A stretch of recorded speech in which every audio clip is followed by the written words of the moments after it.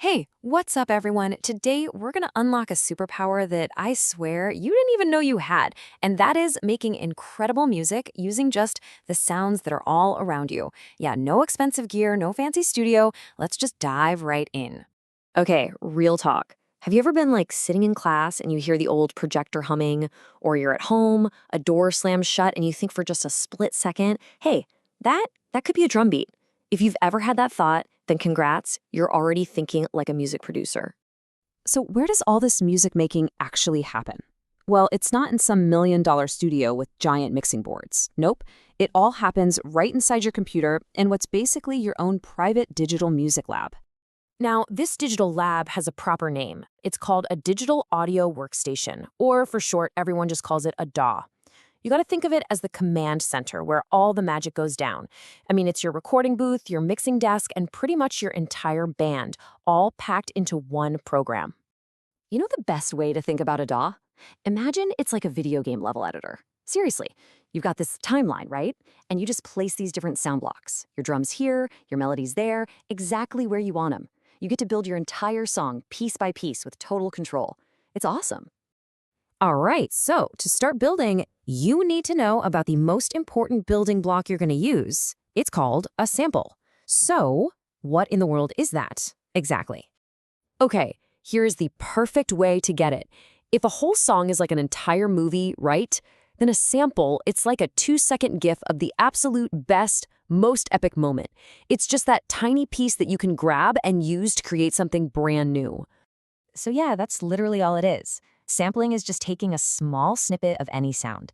Could be a drum beat, a line from a movie, the sound of rain, and just using it as an ingredient in your own music. It's the secret sauce behind huge genres like hip-hop and electronic music. All right, now we get to the really fun part, finding your sounds. And trust me, this is not a chore, this is a quest. You are basically a sound treasure hunter now. And your treasure? It is, and I mean this, literally everywhere.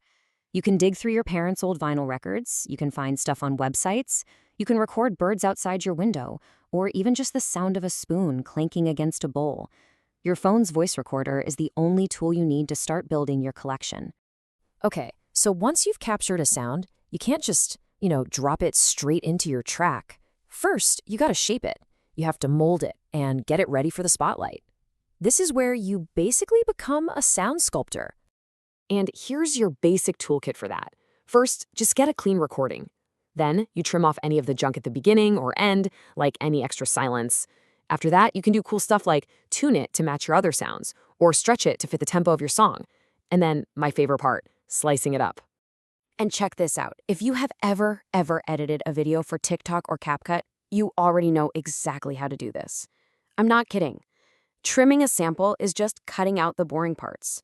And slicing it is just like when you cut up a video into little clips that you can rearrange to make something totally new. It's the same idea. Okay, you've found your sounds, you've shaped them into something cool. Now it's time to assemble everything and build your masterpiece, layer by layer. Here's a pro-level trick for you. Think about it like a video game, where you stack different armor and power-ups to make your character stronger. You do the same thing with sounds. For example, you could take a deep, punchy electronic kick drum and layer it with a recording of you stomping on the floor. Bam! You've just created a huge, powerful drum sound that is completely 100% yours. So what happens if your sample sounds a little plain? Easy. You add effects. And the absolute best way to think about effects is that they're just like Instagram filters, but for your sound. An effect like reverb can make it sound like it's in a giant cave, and something like distortion can make it sound all gritty and tough. It's all about changing the vibe. So now you take all your finished pieces, your drum loops, your sliced up melodies, your cool sound effects, and you just start laying them out on that timeline in your DAW. This is where you're really building the story of your song, right? You create an intro to hook them in, a verse that builds it up, and then that big chorus that everybody's going to remember.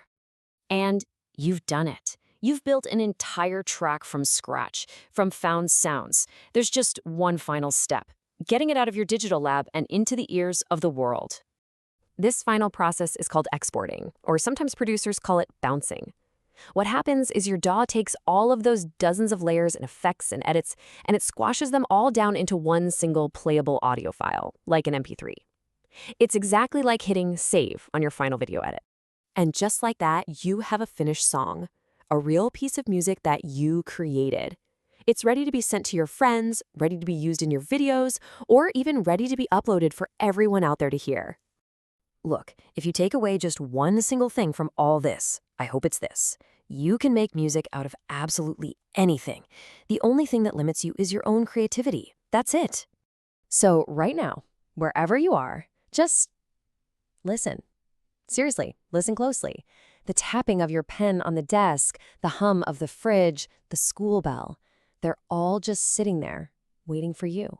The sounds for your first hit song are all around you, so the only question left is, what are you going to sample first?